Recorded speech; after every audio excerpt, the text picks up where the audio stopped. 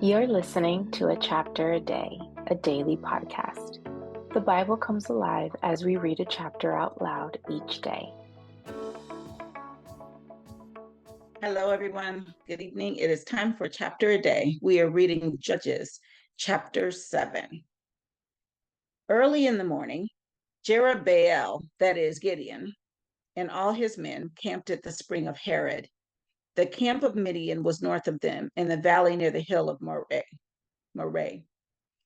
The Lord said to Gideon, "You have too many men. I cannot deliver Midian into their hands, or Israel would boast against me. My own strength has saved me. Now, announce to the army, anyone who trembles with fear may turn back and leave Mount Gilead." So 22,000 men left, while 10,000 remained. But the Lord said to Gideon, "There are still too many men. Take them down to the water, and I will thin them out for you there. If I say this one shall go with you, he shall go. But if I say this one shall not go with you, he shall not go." So Gideon took the men down to the water.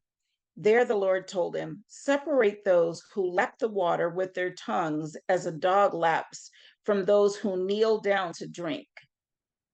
300 of them drank from cupped hands, lapping like dogs. All the rest got down on their knees to drink.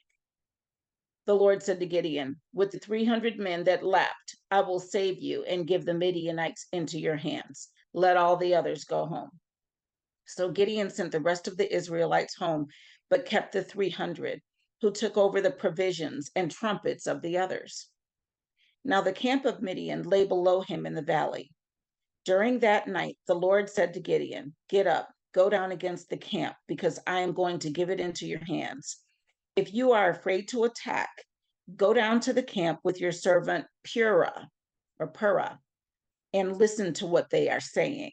Afterward, you will be encouraged to attack the camp." So he and Purah, his servant, went down to the outposts of the camp.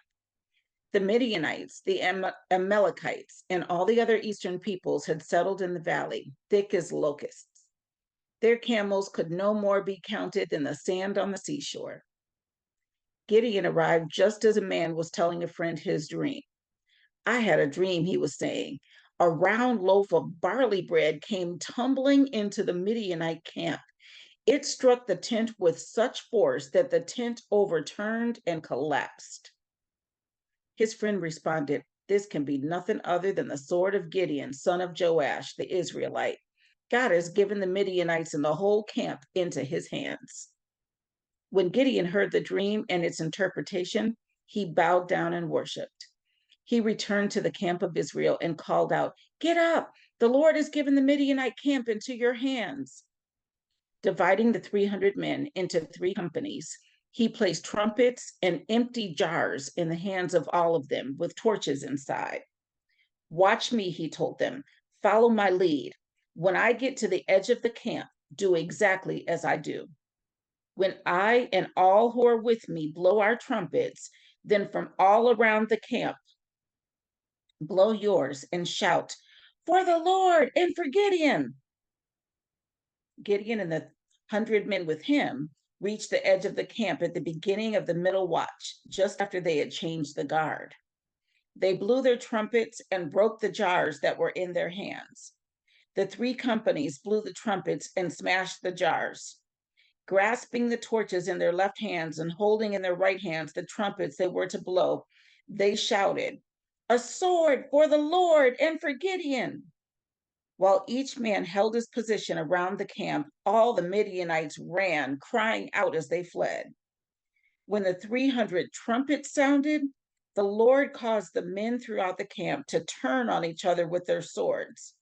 The army fled to Beth Shittah toward Zererah, as far as the border of Abel Maholah near Tabith. Israelites from Naphtali, Asher, and all Manasseh were called out, and they pursued the Midianites. Gideon sent messengers throughout the hill country of Ephraim, saying, "Come down against the Midianites and seize the waters of the Jordan ahead of them as far as Beth Barah." So all the men of Ephraim were called out, and they seized the waters of the Jordan as far as Beth Barah. They also captured 2 of the Midianite leaders, Oreb and Zeb. They killed Oreb at the rock of Oreb and Zeb at the winepress of Zeb.